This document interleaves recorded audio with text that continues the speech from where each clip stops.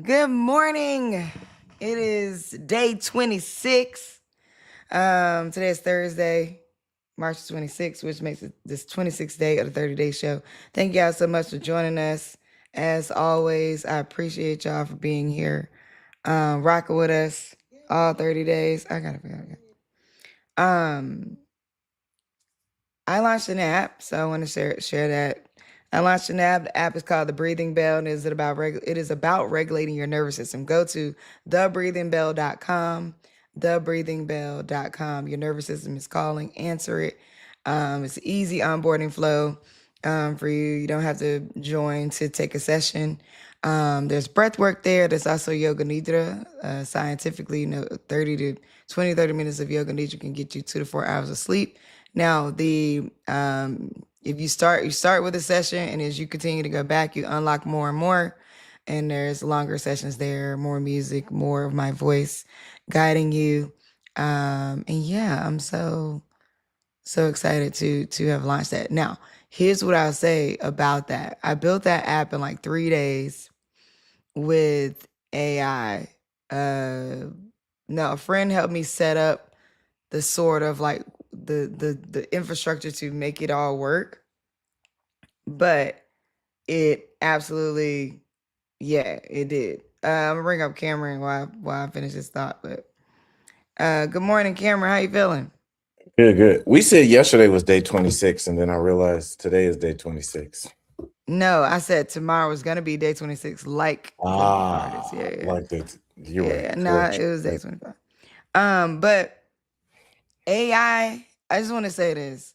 Don't take it lightly because it is serious. Like I built this app, The Breathing Bell, in 3 days. And I would have been completely done with it if I didn't have to like record the audio and put it up there. But the build itself was already done. Yesterday, so I'm planning we're in the middle of planning a fundraiser in Palo Alto. And the team that I'm working with on it, I was like, we need to finish up this the presentation for the event, like just general to send to our partners. And the woman, she was like, okay, well, I'll send it to you tomorrow.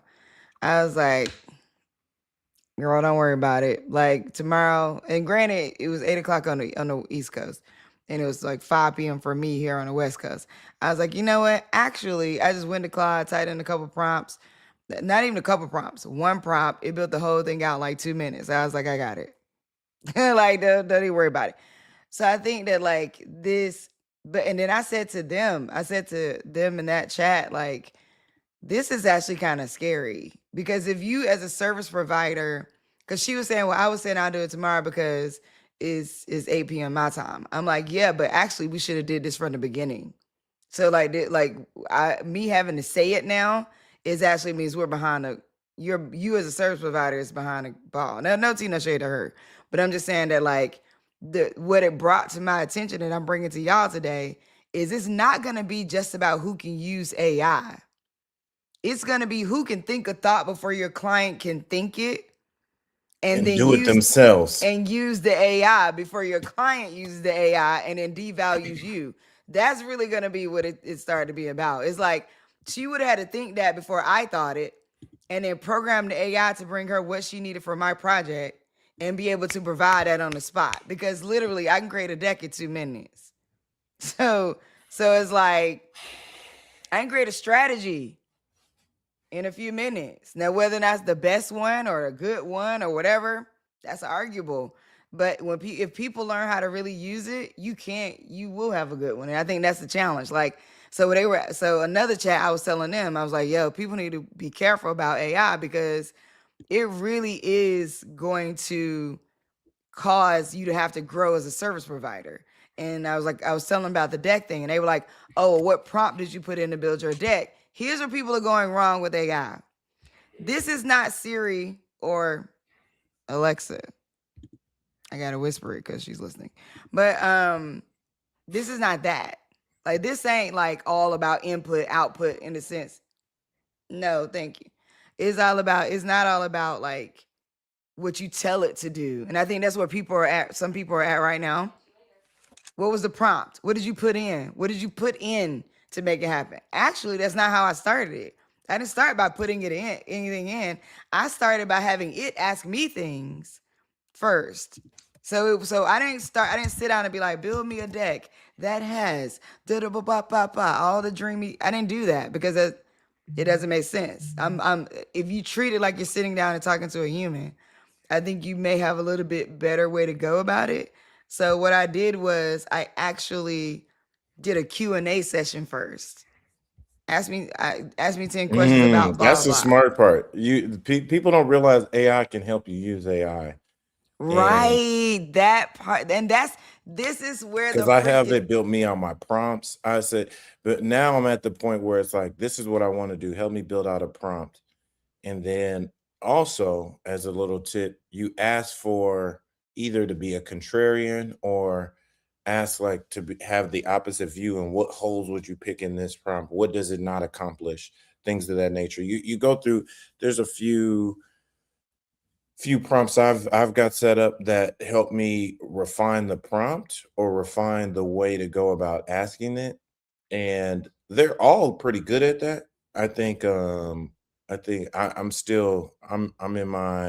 I'm probably 3 weeks into. I said in 60 days I want to be off ChatGPT completely, especially given their news that they're taking out video generation, they're shutting down Sora. yeah, that's Not that I was a that's heavy Sora user to begin with, but I'm really between on my main ones, Claude and in the full Claude professional level, and Gemini, the Gemini suite. But then there's probably about 4 to 5 other AI apps I use. The deck building app I use, game changer. Which one? Game changer. Is it Gamma or what is it? I Yeah, use Gamma.app. so we were talking about that in the Gamma.app chat too. We were talking about that in the chat too.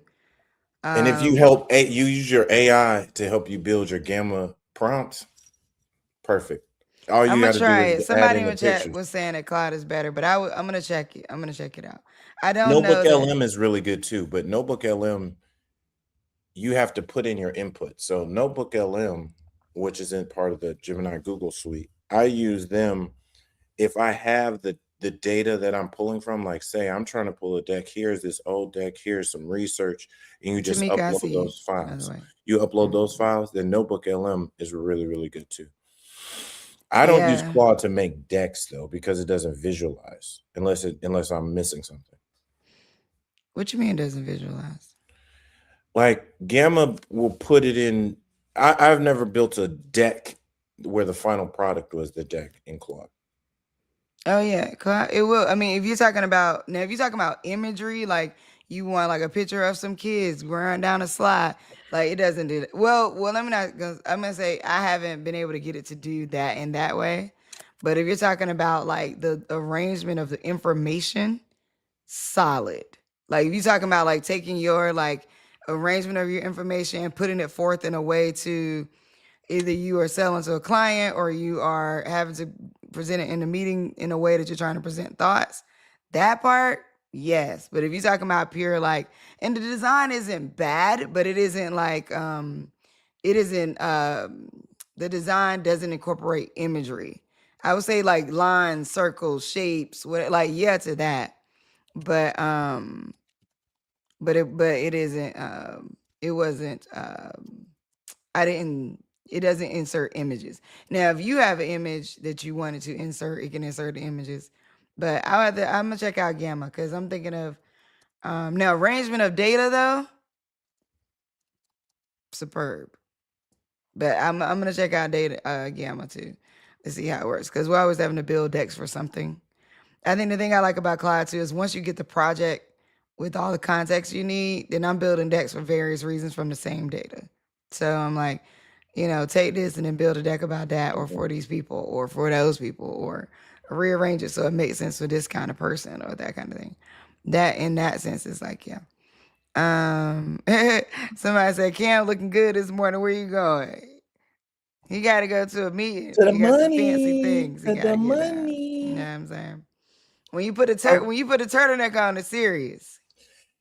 I've You been ain't on playing this games. turtleneck wave for about a year now. Last year I bought like 7, 8. This year, in the last year, in the last few months, I also bought another 3 or 4 because I'm kind of off ties, like shirt and ties, Mm.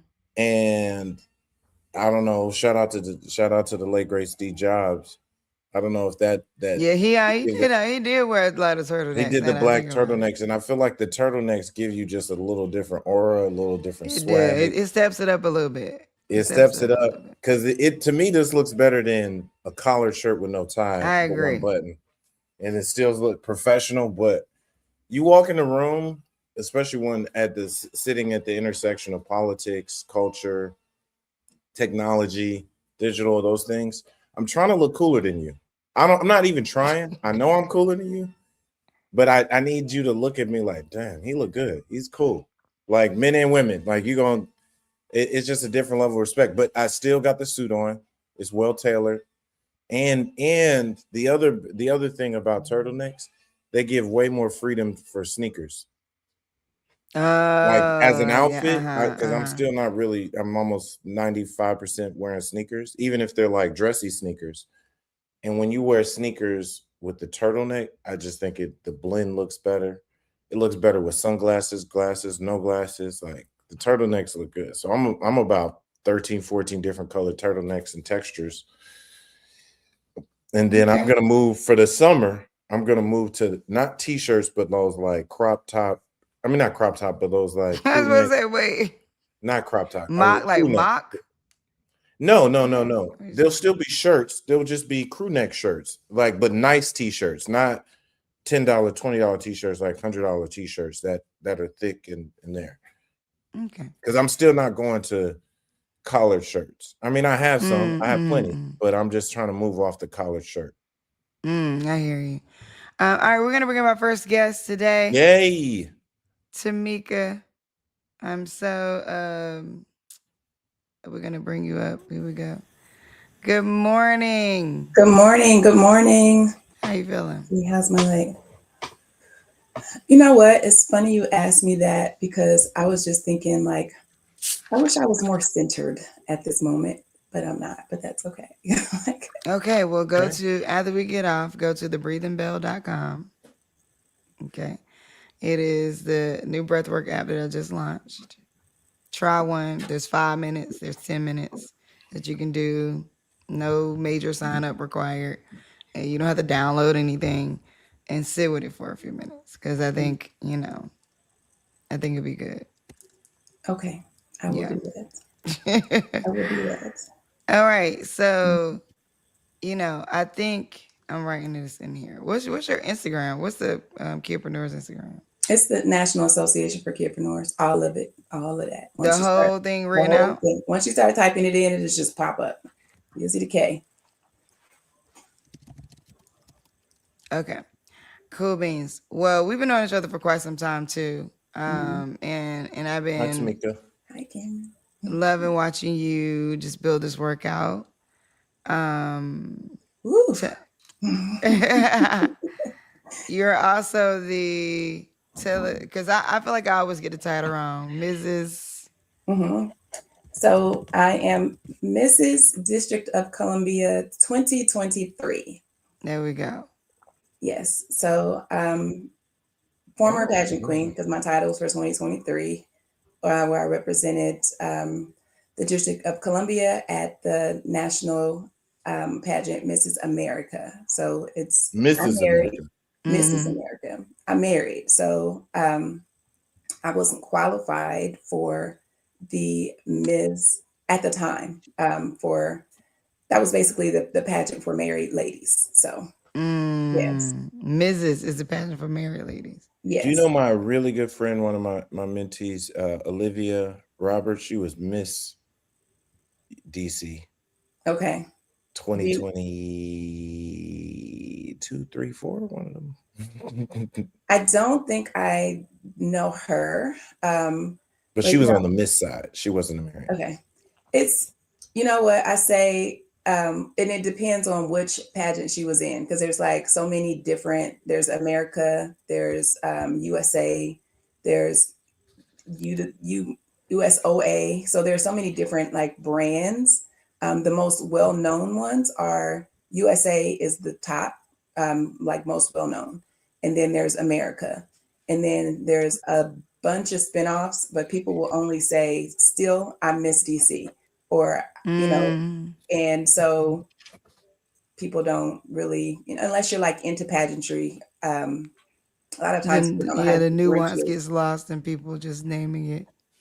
That's why I want to get the Mrs. because you Yes. used to correct me like, "Oh, it's Mrs." and I'm like, "Oh, I didn't even know." Okay. Yes. And because I'm like, I don't want to confuse people or try to claim something because some people take Right. advantage of that. And then, just because they know people don't know. But, to me, the title, like I'm proud of the title that I carried, that I won. And so, I want to claim my title. I love that. Congratulations, Yeah. Thank Mrs. you. Thank DC. you. Yes. Yes. Tell us about, tell the audience about National Association for Kidpreneurs. So the National Association for Kidpreneurs is, like you said, we've been knowing each other for a long time. So it's my baby. I started it in 2018, and it's a nonprofit organization that teaches youth entrepreneurship and financial literacy. And so the backstory on that is I have two sons who are now 17 and 19. Oh my goodness. All right. Yes. I'm like, 17 and 19. Good can Lord. you believe it? Like the first I time you met know. them is when I brought them to the Google Yeah. show that the panel that you did. But yep, now I have a And they singer were and little. So that's literally almost 10 years ago now. We're in 2026. That's yes, crazy. yes. And so my youngest son wanted to become a YouTuber. And so a little further backstory than that, like I used to homeschool the kids. So I homeschooled them and then I put them in traditional school, but we were still running in homeschool circles. Like I would take them out of brick and mortar school on Fridays and we would go to our homeschool co-ops because I just thought homeschooling was so important. And some of the things that they got there, they didn't get in school. So we had a really cool principal and he would allow for us to, for do that. So for up until they were probably in middle school, we did that. And so when he said he wanted to be a YouTuber, I was all for it. I was like, well, let's just figure out what this looks like because I didn't want him to do gaming, which is what he wanted to do. He wanted to do like Roblox or, play games. And I was just like, well, I'm good with the YouTubing, but let's figure out something else because I didn't want him interacting with strangers like in that way or having people, being able to see what's in my house. And he was young, so I didn't think he would be able, that was a lot for him. Mhm. So I did some research about it. And then I started learning about young kidpreneurs. And I was so excited about it. Michaela Omer, who had, at the time, she was like 6 or 7 when she started her lemonade stand. And then she started falling in love with bees. And so I was like, look at what some of these other kids are doing. Mose Bowles had his bow ties. And so I was just asking him, what else is it that you'd like to do that we could potentially do a YouTube channel for? And we like to do science projects. And so we decided to do science projects, like experiments. And it did not last very long because, as you know, with YouTubing, like it looks easy, but once you start trying to record it and you want to make sure you get the full picture, like the experiment might not go right, or we might not have gotten it right from the right angle. And he just started losing interest. And so I didn't want him to lose interest in doing the science experiments themselves. But so the YouTube channel just kind of went to the wayside and I didn't want to force it on him. But in the back of my mind, I was like, as a parent, I'm mad that I had to do research to find these kids. Like these kids are doing like amazing things, so I wanted to be able to provide a platform for them pretty much. And so so what is initially started off is me trying to help him became something like that fueled me. And I just saw how it was exciting for him as well. And so that's kind of where it started. I started doing my own panels and then we started doing pitch contests and then parents started asking me how they could get their kids involved. And so it just kind of evolved into like a nonprofit organization.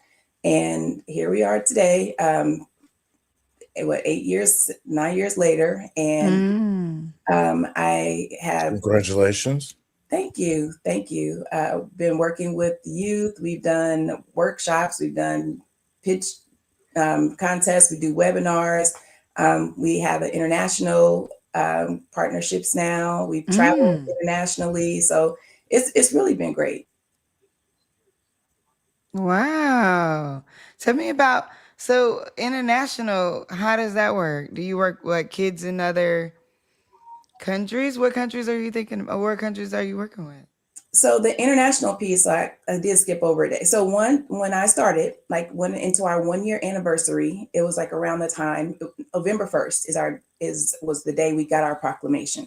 So we were going to celebrate the 1 year anniversary of having, our nonprofit organization status. So I wanted to celebrate that. And so when our 1 year came up, it was right around the time of Small Business Saturday. Mm. And I said, we have small businesses, but they're not exactly this on the same level as, an adult run small business that you see all the advertisements for. So we need our own day. And so that's when I started. It was the National Kidpreneur Day. Well, that was right before COVID. And so National Kidpreneur Day for us looked like we got proclamations in different cities. Basically, we're based in DC. So we went to the mayor, they gave us a proclamation. We had an event down at the Wilson building where the mayor is. And we had media come just to recognize the kids. Because that's, for me, it was all about providing a platform, just wanting people to know what these, kids are doing and what kids are capable of. And so it was really exciting. And I just asked people in other cities, just honor a kidpreneur on this day. So that also grew. And then the next year it was COVID. So we had to move it virtually.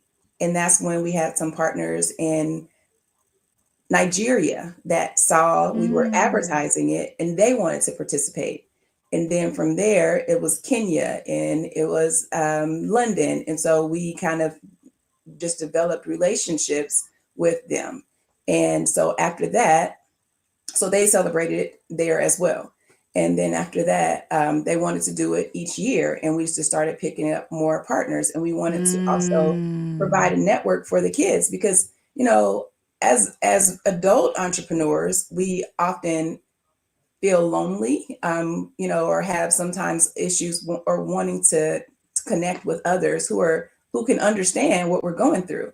And so that is another thing that the organization brings, is being able to connect these youth with other kidpreneurs that share, some of their same experiences and are having some of the same journeys. And so that is how we became international. And after the initial, we would do Zoom calls and just allow the kids to talk to each other.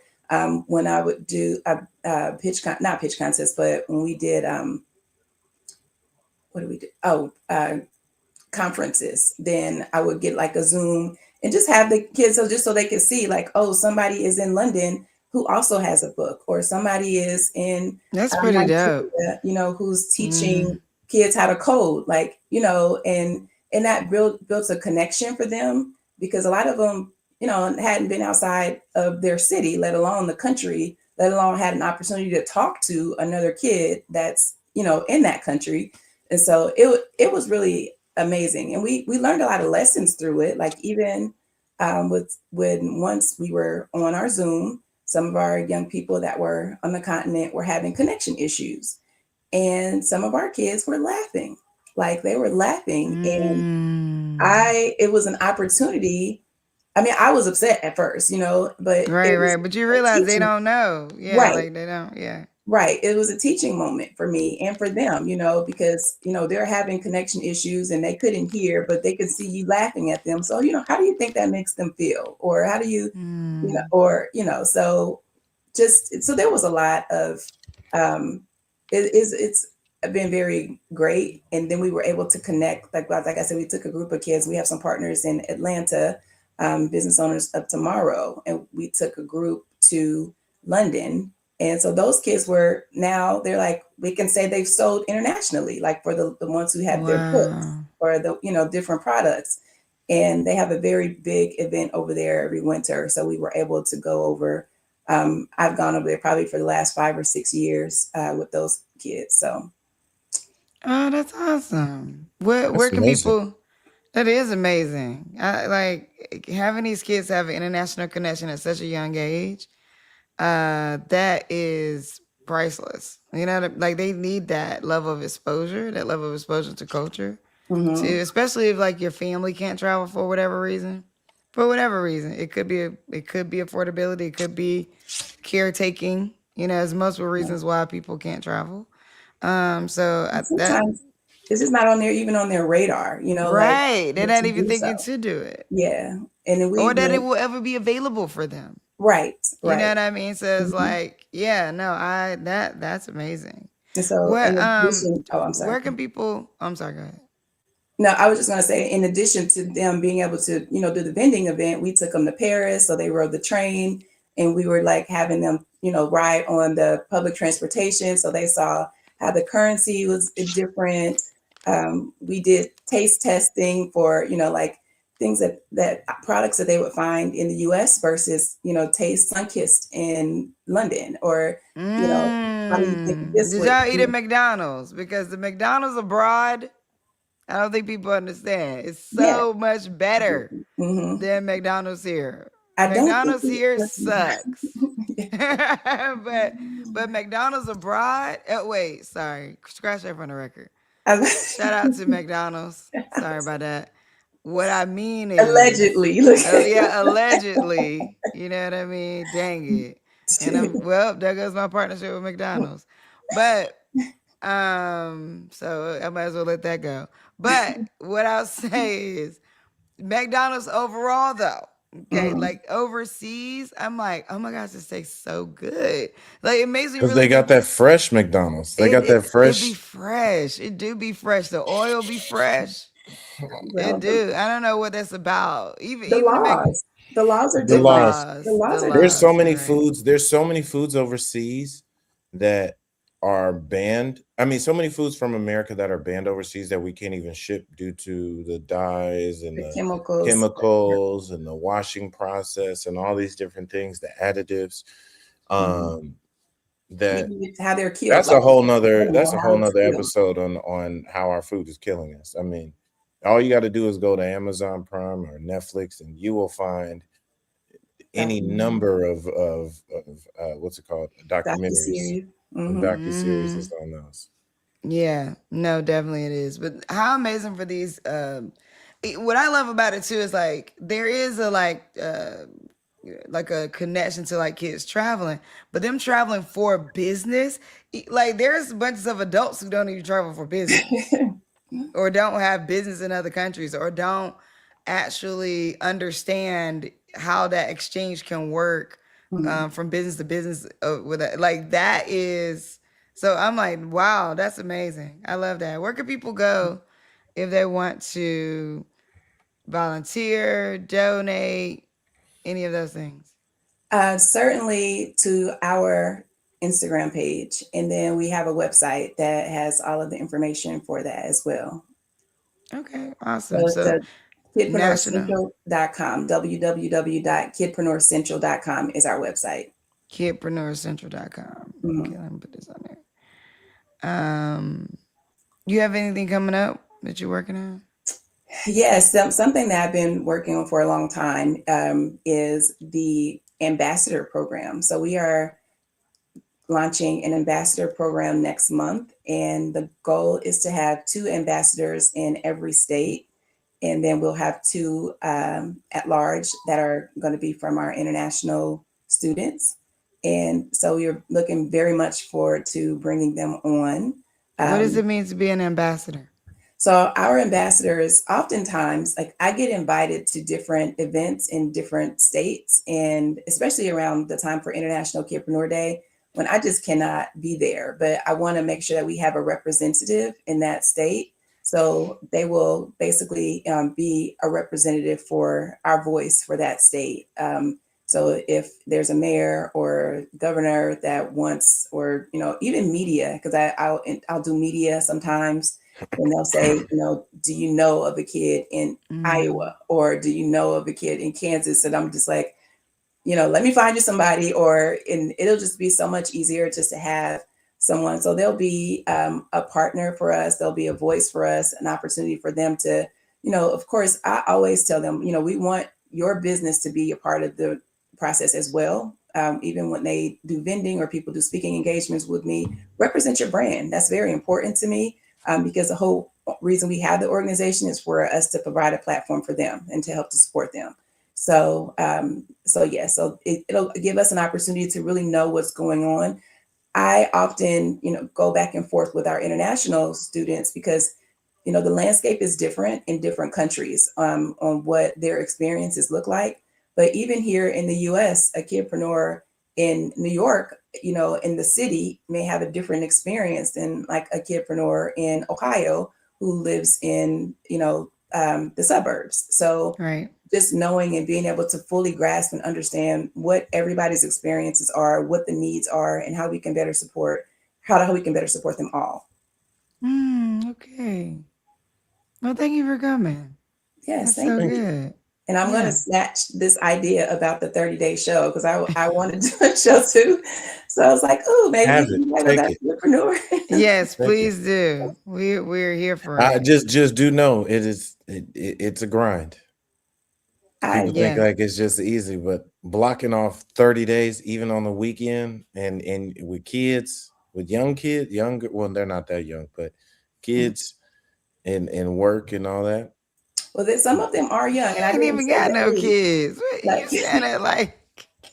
I know, but only like you're like, well, I gotta hurry up, and after it's over, I gotta do this X, Y, and Z with my But kid, no, and he's then right. You're right. Like, well, I'm tired right now. I'm sleepy.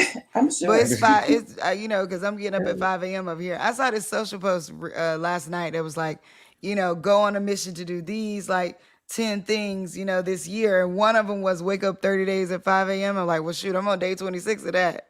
Oh, wow. It was some really intriguing things. I sent it to my friends. I'm like, let's do these because one is like, can you sit in the dark for 24 hours? Another one was like fast for 24 hours. Another one was like it's actually pretty dope. Okay, I want to check it out. Yeah. I'll send it to you. I'll send you the social post.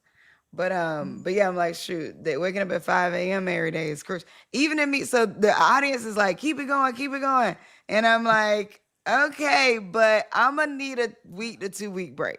Yeah. Because I need a minute. I got things I need to get done. So I need to chill.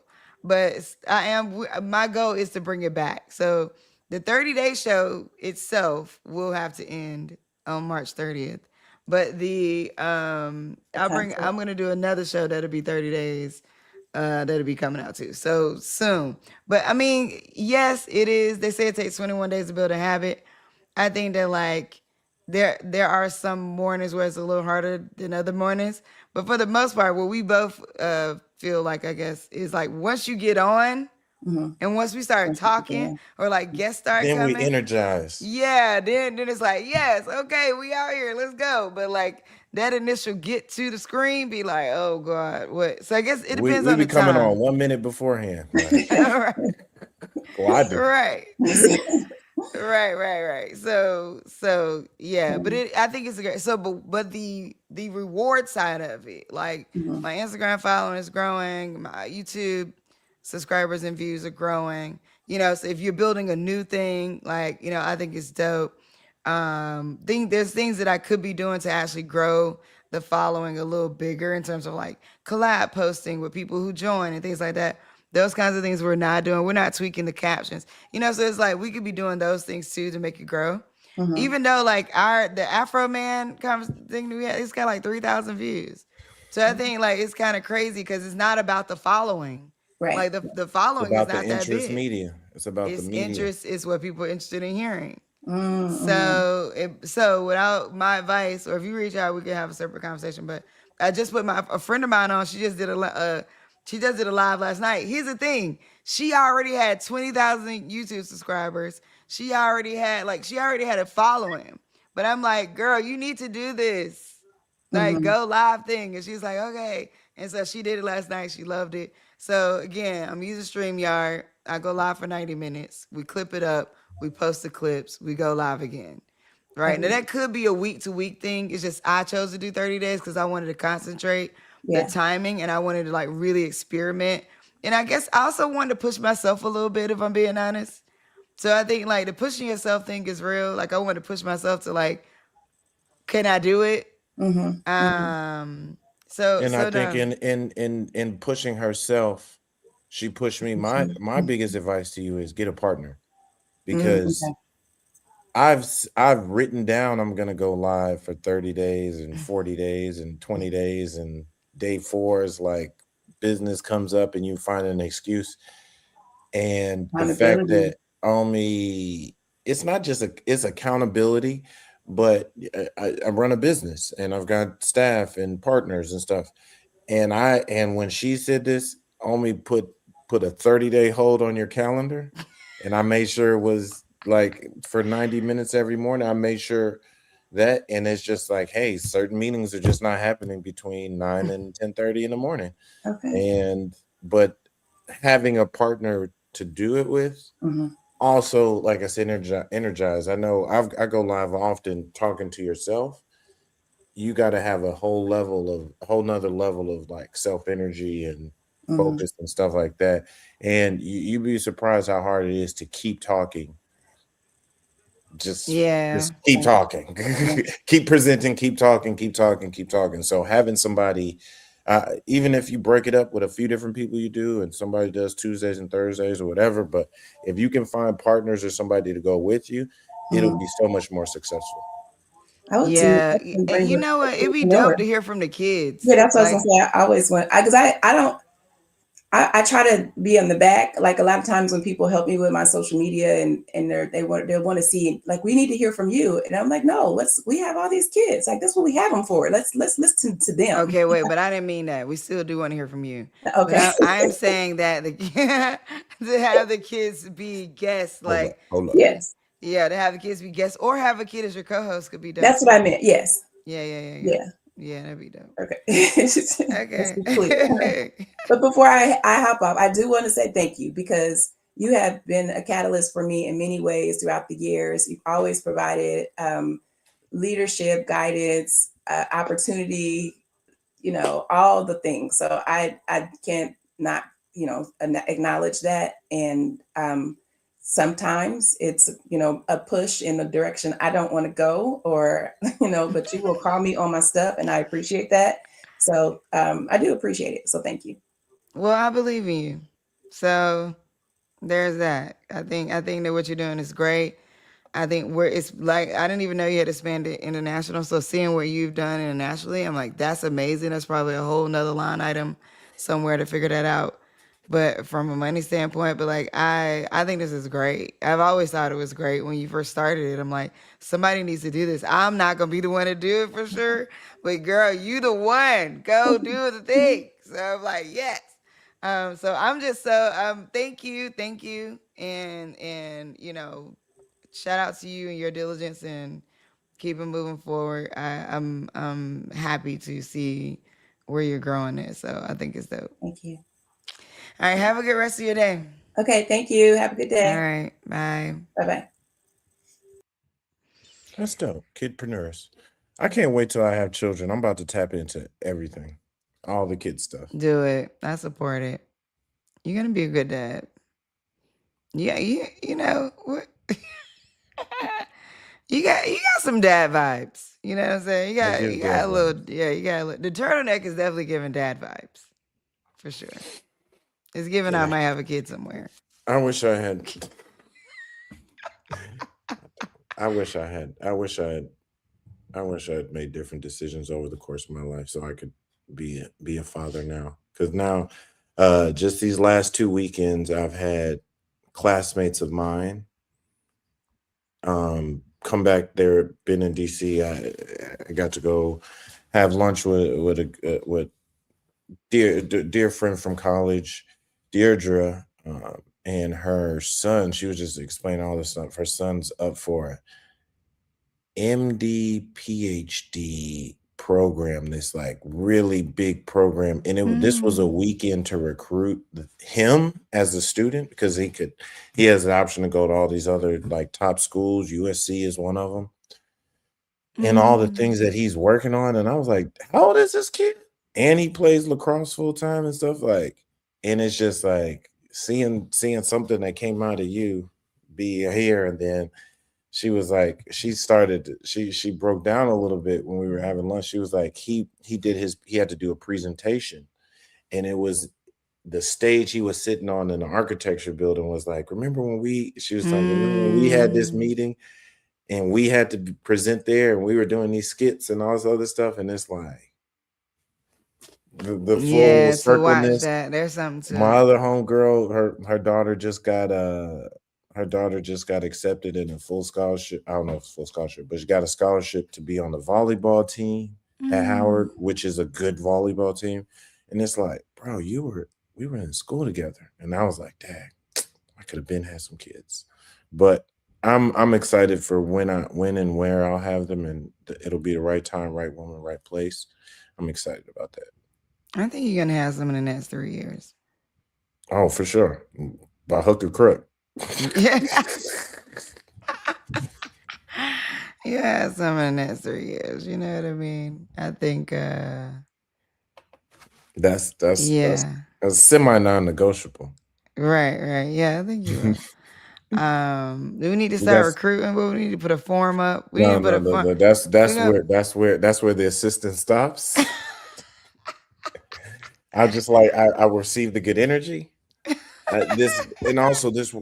All jokes aside, this world has been so crazy with so much going on. I mean, the fact that we're in the world war, the fact that prices are sky high. It's not, I don't know whenever there was a good time to have children, but I would say that even the first Trump presidency started putting this in my mind. It's like, who wants to bring a kid into this world? And now fast forward to this one, it's like, who wants to bring a kid into this world? So I try not to think about it in that sense too much, but that doesn't give me pause like I won't do it, but it definitely Yeah, but it's a thought, and it's a fair one. I mean, I think that like, listen, you're not alone or wrong in the sense that it is trending right now that people are not having kids in the US. Like that's the thing. Like everybody can Google that and find the research that like people are just not having kids. That is, and I think that is indicative of the times that we've lived through in the sense that like people said, I need to prioritize career. That's one part of it, because like if I'm gonna have a world where kids can come into, we're gonna have to make some money, right? So I think there's that. I also think that what I want to share there is right now more than ever. I know this is gonna sound kind of crazy, but you're not exactly bringing kids into this world.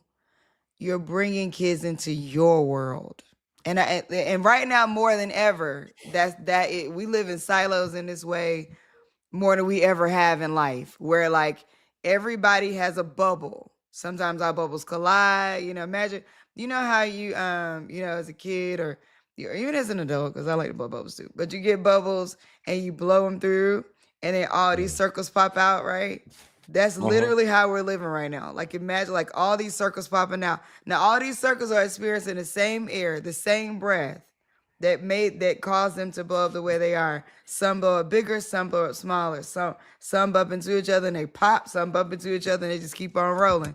But that is literally the picture of the way life is working right now. Right? Like, and let's say some of those bubbles are stronger. Let's like to stress that metaphor out. Let's say some of these bubbles end up stronger and can fare against the atmosphere, can fare against the oxygen around it, can fare, and then it just continues floating, right? Then the substance that these bubbles are made of that I'm literally talking about can't do that. but the substance that your bubble is made of can do that. And that's why anybody out there who still wants to have kids and you're like, looking at society versus looking at life, that is what I would empower and encourage you. I saw this clearly working in workforce development where like people would say these things like, oh, because I care about my kid. People in poverty, they were like having kids left and right. I'm like generational poverty, but still just having them. Like the one thing people didn't stop doing was having sex. Now the people stopped having kids might be one thing. People got more protected, I think, and maybe we could count this as some of the marketing that we did around that we as a society did around protection actually worked. Like we don't talk about it that way, right? Like we always, we don't be like, oh, it'd be like, oh, we down, our numbers are down on having kids, but like our numbers are up on protection or no? Like what, like, can we talk about that? So I think like that is interesting to think about too. But saying that to say, the bubbles that people live in around raising their kids all are different levels of life being lived. And so it's like for people out there who are like, I still want to have kids, think your bubble is still worthy of birthing. And so one of my friends, she's a doctor. She just turned 45. She had her kid last year, right? Like, so, I also think the science is wrong. I'm not a doctor. It's not medical advice. I do think some of the science may be skewed toward a like broad sweeping generalities on birthing, but I don't know that it's like the woman's body, in my opinion, has not been studied or upheld or valued enough for us to really have deep knowledge on how old you can be to have a kid. Like I think that we've just made some sweeping generalizations and people have like, they've thrown some things out there, but like there's so much there's so much that hasn't been studied about menopause, perimenopause, that like all of that. And it's kind of crazy to think about how they value the woman's body or not, or how it's politicized the woman's body or not. And like that kind of thing. And like the antics, let's be clear, that have been put in place for certain people to stop birthing. Like there's marketing, there's antics, there's I would dare say maybe even some policies that geared toward that in a way. Not You have to dare to say it. That's true. Not explicitly, maybe, but it's like, oh wow, you read this policy and you're like, actually, it's because you don't want these people over here to have kids at all. So there's a lot there, but I'm here for it. I would, in my dating life, I would prefer to date a man who has had kids. I would prefer to date a man whose kids are older than my youngest kid. That is my thing. One, I think when you have kids, you learn a certain level of unselfishness. Like you learn to share in a certain way that I don't know that men who don't have kids. As a person with 3 baby daddies, I don't want to call them that because that's not the right name. I have my children all have different fathers. I have 3 children, they all have different fathers. And I'm the first mom of in those men's lives. So in terms of like, I'm the first mother, baby mama, I don't know. I'm the first mother. And so having gone through that, what I can say now is I do prefer somebody who actually has kids and understands what that means. Because there's something that you gain from understanding how to do a thing, even co-parenting in the house. And if you're not together, co-parenting, like you got to learn how to compromise and talk to each other to raise some kids. Because the last things come into place. What's your belief system?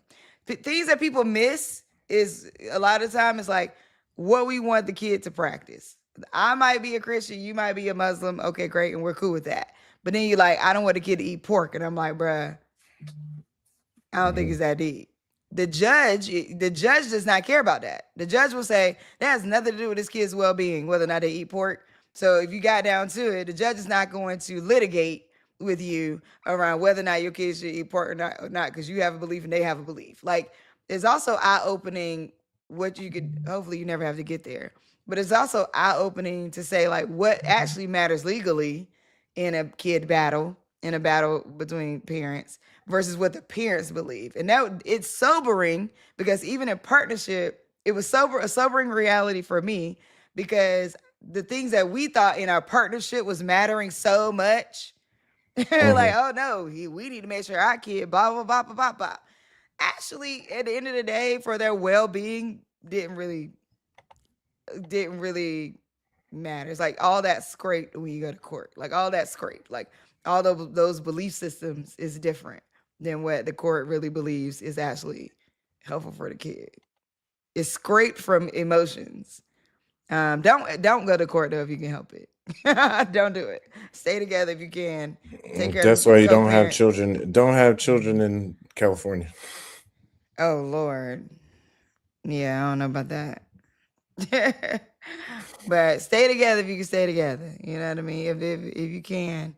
I would not tell anybody to stay in any terrible situations, but if it makes sense for you and you could work it out and this means growth on both parts and there's room for it, I would say stay together for sure. Yeah, for sure. But anyway, What you want to talk speaking about? What we talking about? speaking of birthdays today. Today is March 30th, March 26th. And today is Diana Ross's birthday and the birthday of Teddy Pendergrass. How about that? How old is Diana Ross? She 90? I 85? actually don't know. I'm gonna look that up. Diana Yeah, look that Ross. up. Because she just performed not too long ago. I went to 82. one of her shows. She 82. How old was Tina Turner? When she passed? Yeah. On this day in 1937, William H. Hastie became the first African-American federal judge when President Franklin D. Roosevelt appointed him to the Federal District Court of the Virgin Islands. Also on this day, Richard Allen, the founder of the AME Zion Church, AME Church, passed away in his home in Philadelphia in 1831. 1831. When was the AME Church founded? He was the founder of the AME Church.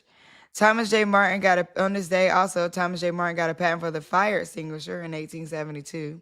Emmanuel Cleaver was elected as the first black mayor of Kansas City in 1991. Congressman Emmanuel Cleaver. He lives in my building. On March 26, 1964 was the only meeting of Malcolm X and Dr. Martin Luther King Jr. in Washington, D.C. Mm-hmm. She was 83 when she passed. Okay. So it's a powerful day. Somebody said California is a pro-mother state. Shout out to everybody watching. Good morning, Tiffany. Good morning, Luxury Larice. Good morning, Evadine. Good morning, Regine. Good morning, Lita. Good morning, Maria. Good morning to my folks. Pastor Stories. How you doing? Pastor Stories. Shout out to Pastor Stories, yeah.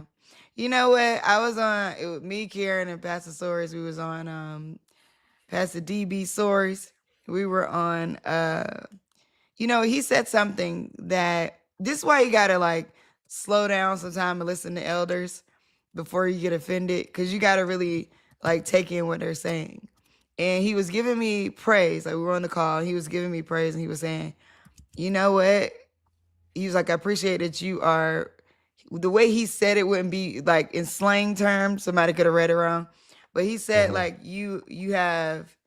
He used the word basic in regards to me, but what he was saying was about the way I break things down, and I was like, he's right. Like number one, people have told me that probably since I left college, and I think it's because that you break things down in a basic way that anybody can understand. Yeah, they're like, oh, I really love the way you break things down. I need to get better at that. You know what it came from?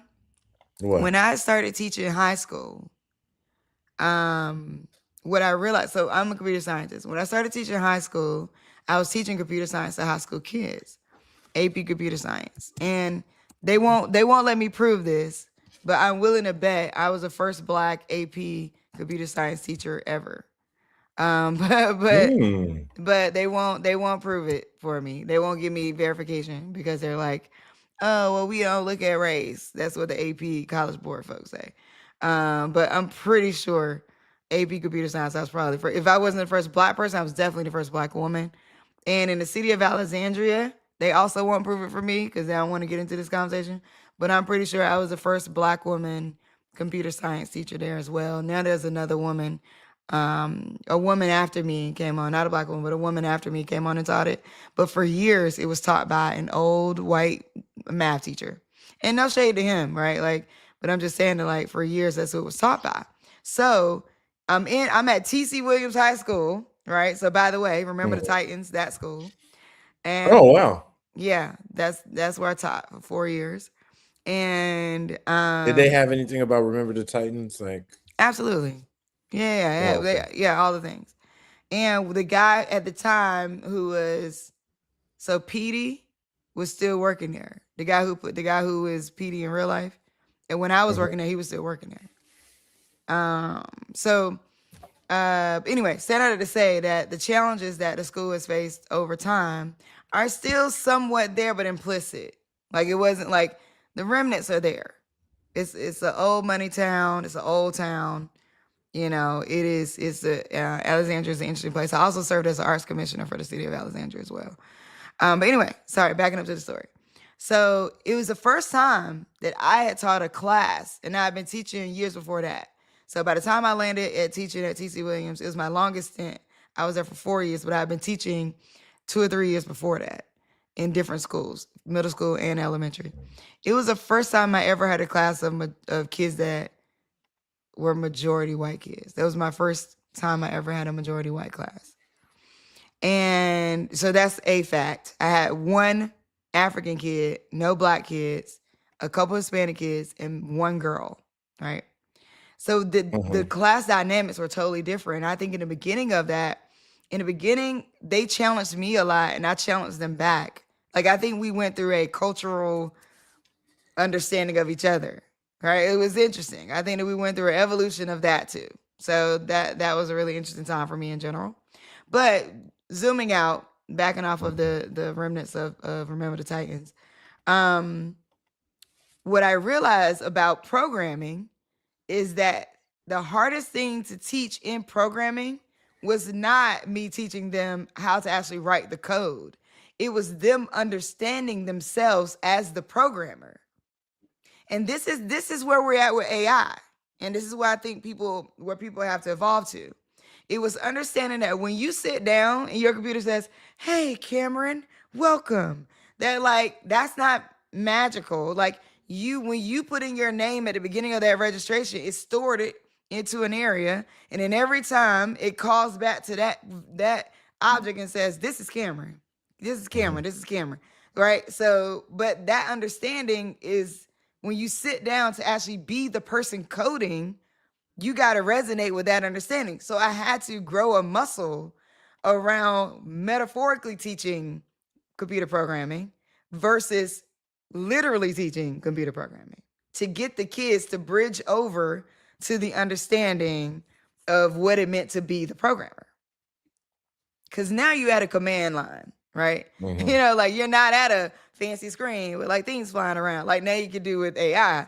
You weren't there. You had a command line, and you got and prompting is not new in that sense, right? Like, you got to put in whatever that prompt is, or it's prompting you to put in a command. Like, so we're now these words, and I've been watching back then. I watched the NSF research bridge over time, because the NSF research saying everybody needed to be a computer scientist, that was out back then. That was 2007.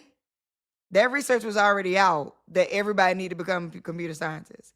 It was slowly folding into school over time. And I would dare say that's when I picked up and started reading about it. It was probably out around 2000.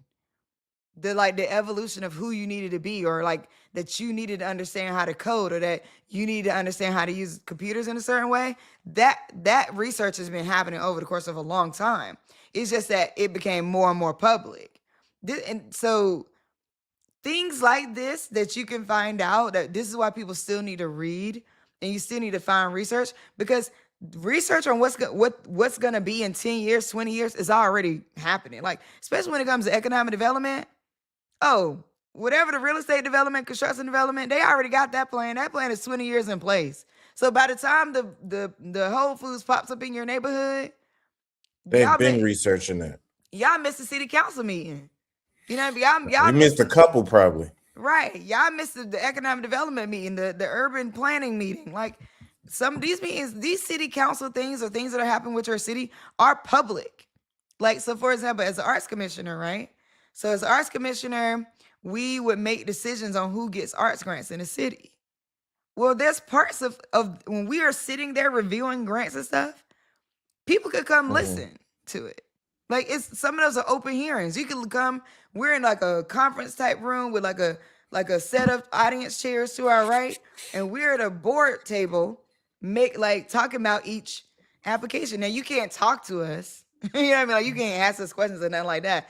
But you can sit as an audience member and watch us make decisions around who we're about to fund. I don't know that people always know how open some of that stuff is. Wow. Yeah, I think when it comes to that's one of the things I always push for and talk about is like engaged citizenry. The engaged citizen is that people are like, well, I voted. It's like, all right, voting is like not even half the battle. I mean, it's the first step in the battle. It's a major step. But when you complaining about potholes, you're complaining about gentrification, you're complaining about school funding, you complain like school board meetings are open, city council meetings are open. There are very few things that can happen that affect you that at some point don't have a public process. It's just the reality is uh most people are not, I mean, are at work. Most people don't know about it. It's not now it's not I don't think it's well promoted, but it's something that I think if we as It's not citizens, promoted at all, if I'm being honest. I mean it's on a website and they say go look at the website, but they don't put as much money into that. And I think that's something that's wrong Mm. with government as a whole. Government needs to amp up their marketing budgets or stop wasting their marketing budgets on just NFL partnerships and stuff like Mm. that. You're saying something. You're right because, well, one, you know, excuse me, you know what? Oh, I'm gonna get the hiccups. Yeah, right. The resources are actually not well promoted. So, like resources, like for example, if you on government assistance, there are lots of discounts you can get. There's lots of look, and sometimes you just got to ask for this stuff. Like AAU is expensive. Okay, if you got a kid that's in AAU, it's expensive. And I went and asked them. I'm like, yo, I'm on. I get food stamps. Like, can I get a discount? And they were like, yeah. Like, so my oldest son played AAU, and we got a discount on our fees but just because I asked, they wouldn't have told. They ain't telling nobody that. You know what I'm saying? Because Like, they're trying to get all their money. no, they ain't trying to give her that money. But if you ask something, look, let me tell y'all. This is why. So yesterday I was in this meeting. Remember, the woman who came to interview with us. Her name is Brittany Braithwaite. She has a platform called Kindred, and it's about the Mm-hmm. with the different ways they want to offer care and things like that. They had a Mm-hmm. call last night, and about the services they're going to be offering. One is awesome, Kindred, KYNDRED. Go check it out. The stuff they're about to do is really, really dope. Like the way they're talking about offering care and all that. So this is not as much about Kindred itself as much as it about what happened on the call that I loved. One of the women on the call, she was saying how just being careful about statistics because like all these health statistics come out about Black women, and then what it does to you psychologically around how you take in the statistics starts making people either not advocate for themselves because they don't like statistics say you're not gonna be listened to, so don't even and she was saying like statistics are they need to be there basically, and I'm not quoting her directly, but basically what she was saying is like we need stats, yes, we need studies, yes, we need research, yes, and be mindful of how you take it in because you'll start your beliefs will start to shape around what somebody will or won't do for you. And she didn't say that literally, but that is what I'm saying. So I feel the same way. This is why I don't say as much like Black and brown people get less than 1% of venture capital. I'm stopping saying that because what the impact of that is that we have so many founders that go, well, you know, they ain't gonna give us no money, so well, you know, they ain't They giving don't no go money look to for it. I'm like, do not say that unless you've asked 100 times at least. 100 people, 100 times at least before you say they won't give me something or they won't do it or it won't happen. And it's the same way in fundraising. It's the same way in getting like discounts, whatever. Because like we're a nonprofit, right? On people's websites, it doesn't always say they give nonprofit discounts. But Tanika taught me, we always ask, you give a nonprofit discount? Like Stripe, right? The payment processor. Mm-hmm. They When give discount. during the pandemic, I said, do y'all give nonprofit discounts? He said, we don't typically, but what you thinking? I said, oh, okay. Well, this is what I'm thinking. Like, you just never know unless you ask. And then, you know, you got to will and deal sometimes. Sometimes you got to make a deal. Like, you know, you got to be willing to say, hey, let's say you want to go to a conference and it's you and 5 of your friends and y'all want to go.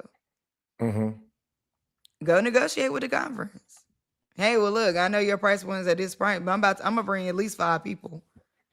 So what can you do for us? You know what I mean? Like, and make the people have to just answer you. They may say, no, we can't. Y'all just gotta pay. But it's worth the ask because you never know. You might ask and they be like, oh shoot, all right, we'll knock off $50 for all y'all. Like, you just never know. So I would say like stats are stats. Stats are important. Things need to be studied. But like, don't ever stop at that's just, they ain't gonna give it to me. What? Did you ask them? And most of the time, you know what happens when I ask people that? Well, no. Did you? Okay. Well, you know, Did you ask? I mean, this is one of the oldest adages in the world. Closed mouths don't get fed. That part. And that universally applies. And I think I'm glad I have a nonprofit, even though it's nowhere near as active as yours, but we need to do stuff with a nonprofit to save significant dollars. Guess what we doing? Stuff with the nonprofit to save significant dollars. Yeah. That's one of the things I got to finish today. I've got 3 proposals to put out for our nonprofit around this. Did you watch the Jay-Z interview? Yes, I did.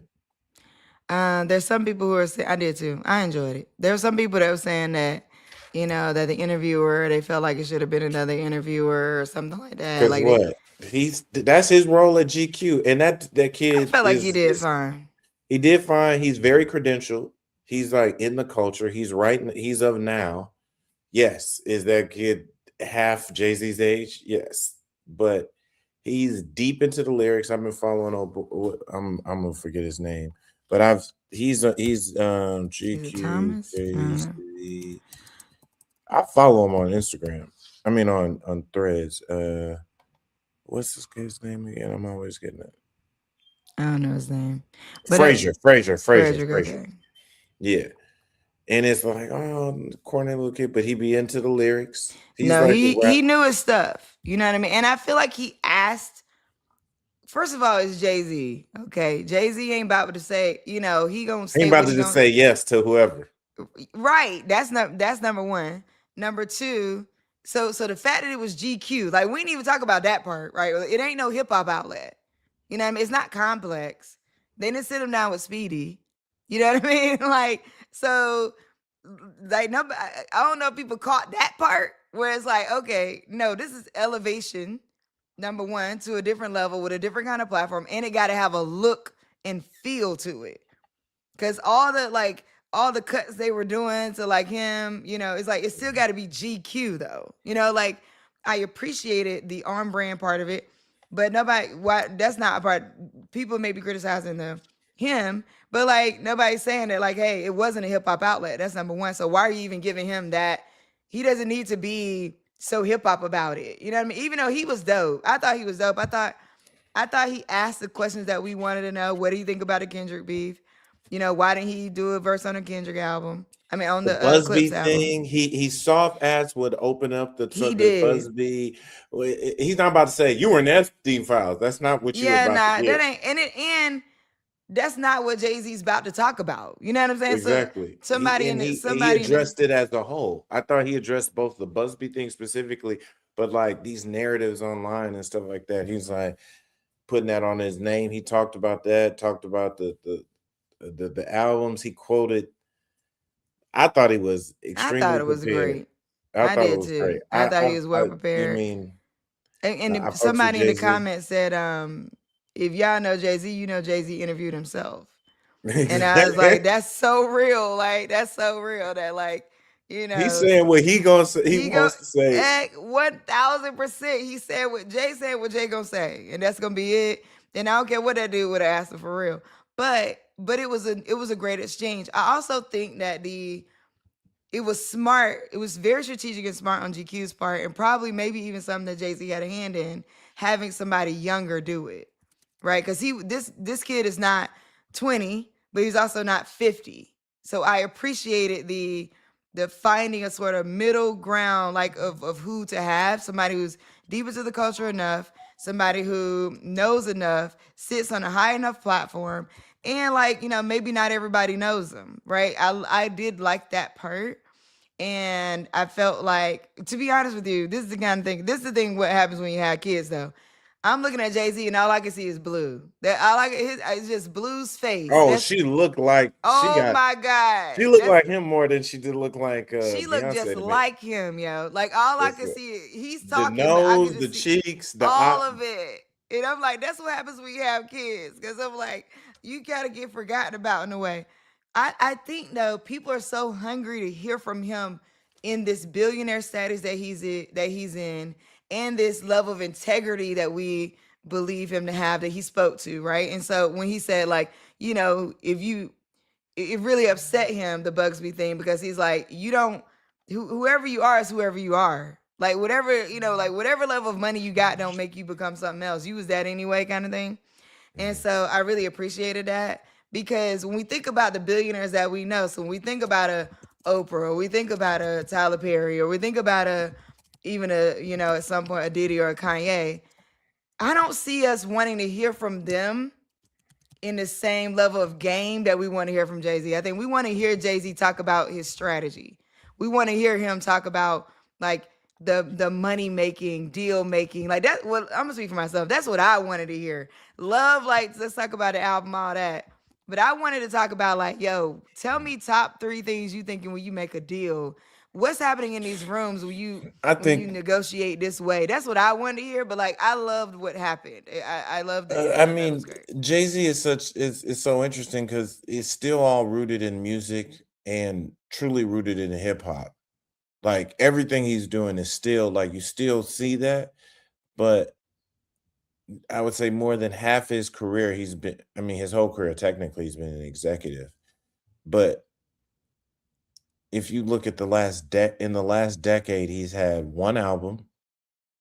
Oh, technically 2 albums. He's had the album with Beyonce, which is amazing. But he hasn't really been focused on music. He's performed pop-up performances here and there. I mean, he might have hit a stage once last year that I know of, maybe twice. Then I was like, he came out and did like 2 songs at Pharrell's fashion show in Paris for Louis Vuitton, something like that. So he doesn't come out that much. In the music, while the music is still rooted with him, like it's 25 and 30 years old. You know what I mean? It's 20 years old. His most recent albums, even 444 People Love and Everything Is Love, didn't even get the boost it needed. He's dropped maybe a verse a year on like no more than 2 on like as a guest feature. But it's interesting that we've asked so many of the music questions, but now I think the type of people who are Jay-Z is this entity. He's Rock Nation. He's the business mogul. He's the NFL. He used to own the Nets. He Ace of Spades. And I'm criminal justice reform, getting Meek Mill out of jail, 21 Savage, all these different things he's doing. And as like the super OG for hip hop.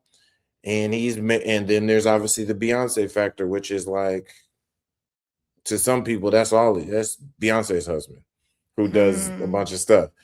And it's depending on the view of who the interviewer is I think the questions or even the understanding and feeling, because I like Frazier doing it, because Frazier's, I don't know how old it exactly is, but he's in Frederick, his mid to he's mid. 35. He's that old? That's what somebody said in the comments. Oh, he a young look at 35. I would have said he He looked definitely looks 23. like he like 20 something. Yeah. So that's even better, because, and that makes actually more sense why he's so tapped into the music, because Jay-Z's in his early to mid 50s. The people who are most impacted by Jay-Z are late 50s to at best late 30s right now, in terms of who are impacted by the music, who are outside during Jay-Z hits. Right. Like, you were outside I was in my teens or 20s during Jay-Z's 15-year run of hits, when his stuff was like just coming out. So that range of people, if those are not the people interviewing him and wanting to hear stories, because he's done interviews, but he don't do a lot. He's never done a lot of interviews. He doesn't hit an interview circuit ever. Like, ever. He was, I mean, back in the day, you would get more out of him, or quick 5-minute, 10-minute interviews, and now you got to go find those things. But I looked at it as, like, depending on who's interviewing him, is that. So I think if it had been a business magazine, you know who I really want to interview him? Jabari over at Forbes Black. Oh yeah, I like Jabari. Jabari's He's great. cool. Jabari's a great person. I would say that, like, that's to get your interview, to get your questions. He's the right mix of platform, culture. I'm gonna give it to a black man who taps in and watching. I love his interview series and how he's been tapping in both in studio, and if you want to see an interesting interview, like when he went to Yo Gotti's house or one of his houses, and they're talking watches, they're talking business moves, talking all those different things for Forbes. That to me is the right interviewer for him, because he got interviewed by Steve. He actually got interviewed, but that's why I don't know if it'll happen, because Jay-Z a couple years ago got an interview with him, Warren Buffett, and Steve Forbes. Jay-Z is like part of that interview. It's like Forbes not, but these old white men not about to ask him the questions we want to. Right. But even then, they were like softballs. Yeah. I'm gonna say I'm not gonna get an answer I want unless I ask them myself. So, I need to ask them myself. Like, yo, bro, tell me about this deal. How does work? I think that because, and I'm gonna say this.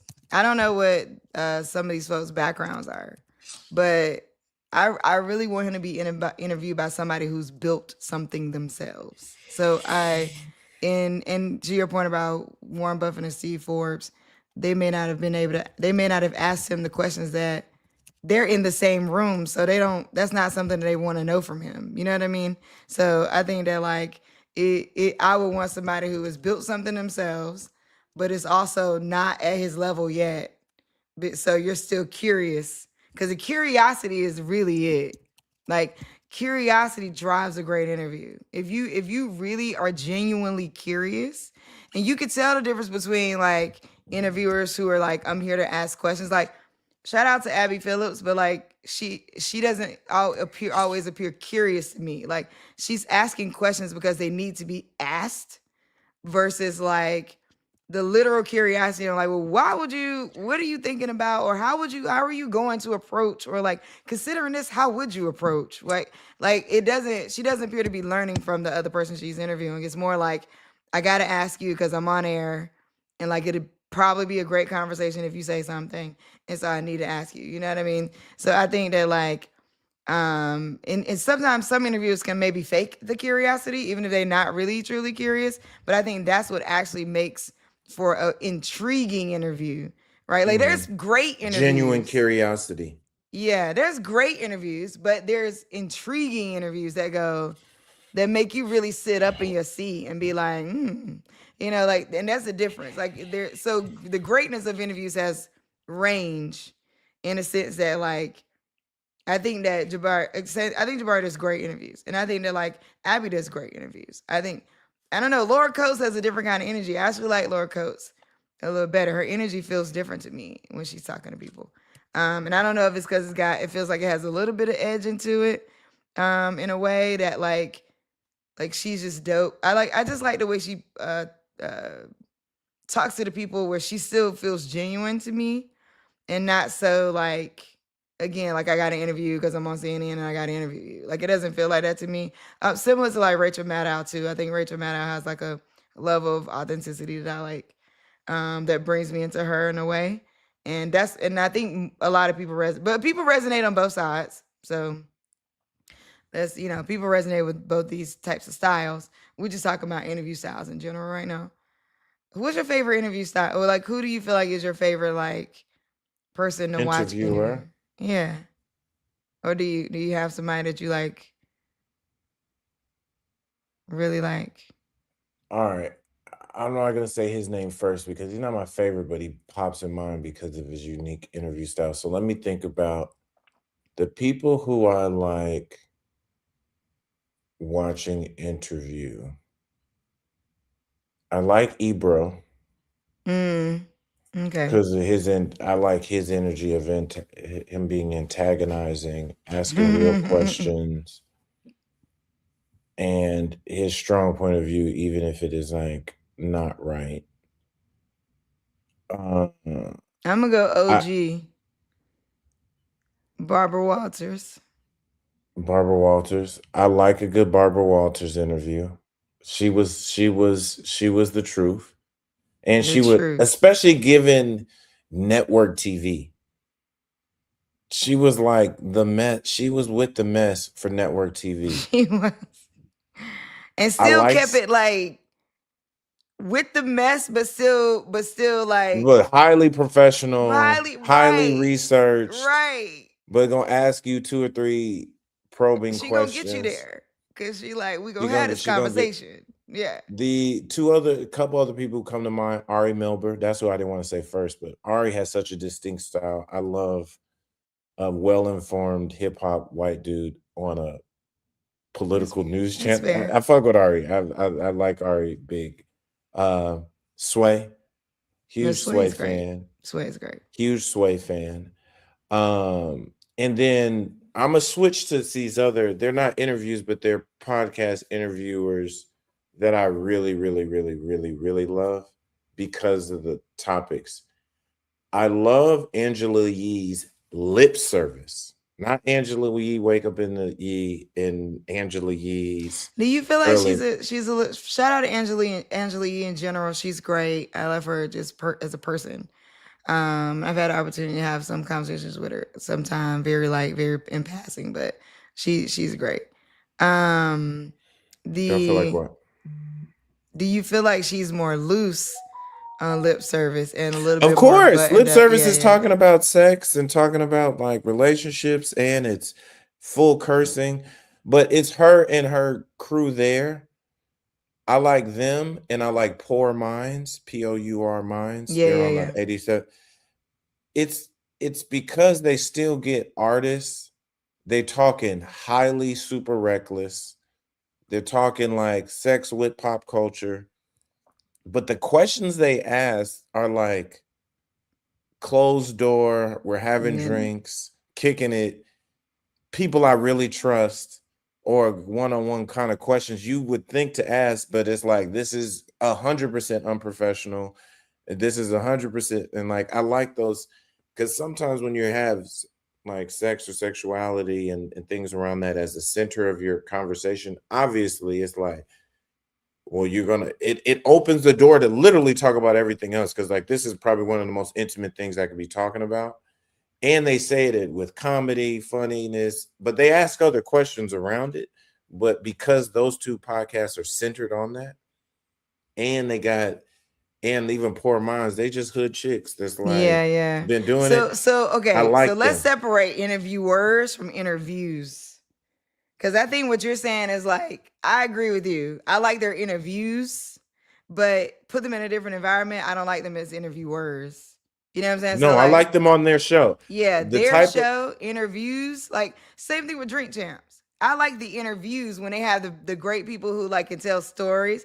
Like I love when they have like Memphis Bleak on and he's telling all the stories about whatever happened in the back Mhm. end with him and Jay or whatever. Like, like I love like when they have people that could really tell stories because Nori was actually there and they were actually there.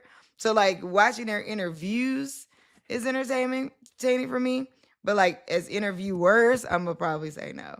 I mean, I like Karen Hunter because I feel like Karen does not go with your program. She goes with hers. So like she's like, you're not gonna come on here and tell me what I gotta ask you. She's like, I'm gonna ask you what I feel like is great to ask you for the audience that I'm in front of. And we're gonna have that conversation. So I really appreciate that because sometimes the people who she might bring, like Mark Morial, I don't know if you ever seen a clip of her and Mark Morial.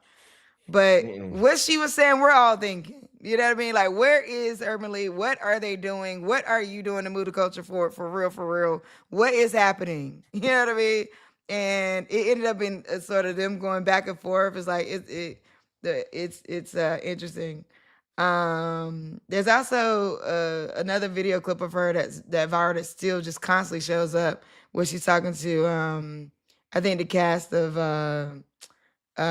Bill Street, I think it is, with Denzel. But I think she's Oh, great. to that point, I love April Ryan. I'm a Yeah, huge fan of April Ryan. I I I like. like Oprah too though as an interviewer. I do like Okay. Oprah as an interviewer. I mean, Oprah, cool. Yeah, I think I like her. Oprah. I haven't gotten. I'm not. I haven't gotten old in like PC enough to like Oprah. Oprah is like meant for mothers with a differences. I already got 2 kids. I don't need to be hearing all this mess. I need to hear mess. I need to hear directness. I need to hear some of this. So my favorite interviews, like I said, Sway, Ari Melber. I love Barbara Walters, uh, April Ryan. That's why the people I'm thinking about as interviewers, I'm thinking about them in the. I like Jabari. I'm thinking about them in the. They're gonna get stories out of people. They're gonna get directness out of people, but they're gonna ask the kind of questions that they ask. But it's hard to say there are Mhm. interviewers I like that you can take this interviewer, the person doing the interview, and plop them on any platform, and So they just maybe move okay, so around maybe that because this is they're inextricably the yeah, reason yeah, why I brought yeah. up Angela Yee, Poor Minds. The type of interviews I like watching are 85 South with I Carlos like and them whatever. too. They just But be that's they because just they so funny. they are and they be laughing. You know what I mean? The thing is like the thing might not have been as funny, but the fact that they're laughing at themselves and each other makes you be like, yo. So again, interviews versus interviewers. Now again, do I think they're You put them on CNN. I don't know if I'm no, asking. heck no. Like, You know another or, person I want to but shout not out? even that. I think sometimes you put them with certain music artists. I don't think I would enjoy it as much. No, yeah. It's got to With be, them. but their platform is the type of interviews I like. The last person I'll give a definite shout out to as last 2 people as dope interviewers. My guy Victor Blackwell at CNN. I love Mm. what Victor's going on. We went to college together, it's still so funny to me. I mean, he's been on CNN a decade plus now and been in it. I had no idea this is what he was doing in college. Like, Mm. I literally had no idea this is where he was headed, and this is the type of stuff he was going to be on. But he is, because even he represents himself well, especially online. I mean, on air where he's giving the CNN kind of like, I can't say and do everything, and so I have to be in the CNN box. But he will hit you with a couple direct questions. He will hit you with like, because most of his interviews aren't like super long form. So he's doing a delicate dance. And then I got to shout out to my homegirl Samantha Chapman in Chicago. She's an on-air anchor, but she started a show that I would suggest everybody check out, called Mama I Made It. She started her own like talk show podcast, and she's had Chance the Rapper, Common. She ended the season with Kelly Rowland, her first season with Kelly Rowland, Robert Townsend, which was really, really good one. And I was like, oh, I got to know her personality more, but how she asked questions in a direct, simple, but still engaging way. I was like, I want to see her interview more people. Then she did this interview on TV with Derrick Rose. Uh, and I went to the Chicago Bulls game in Chicago for where they retired his jersey in the rafters, and she did like the pre-interview. And it was like, for her, she's a Chicagoan, but she's not a sports person. But the type of information and like the energy she got out of a person who's notorious for not talking a lot, I was like, oh, she's a really good interviewer. She could probably plop her a lot of different places. So Yeah, those are that's dope. those are some of my names. That's dope. Okay. Well, we're I at don't the end know. of the show. Yeah, we're at the end of the show. I Today's like go 90 to. minutes. Yeah, I think it's good. I think it goes by in just enough time. Don't need to go by. Yeah, you need to figure out how to turn that thing off. Because if I want to start using my hands, then it just starts interpreting it. Yeah, I don't know what that's about. Somebody else was telling me the same thing. Theirs does the same thing. Does like the auto zoom thing. I'm like, I don't get it. And it's still, what's crazy is that it still does it when you have your external camera hooked up. No, this is an external camera. Oh, your external camera does that. My I've got to figure out how to turn the on camera, like on the computer camera does a version of that as well. I just Yeah, I don't know think how it's to in fix it. somewhere in the computer settings or something. I don't know. But at the I end should of the know that. show, Guess what? The show the going show in. go in, and this is day 26. We wrapping up. We only got 4 days left. Go to Try the Breathing Bell, thebreathingbell.com. Go to it, check it out, get some breathing in today. Also, the digitaldirectorsplaybook.com. Make sure you go check out all the things that Cam has going on and learn about what you need to be doing with your digital strategy. We appreciate y'all for joining us the 30-day show. I'm Omi Bell, and I'm here with my co-host Cameron Calvin. We'll see y'all tomorrow. Peace. Peace. In the middle.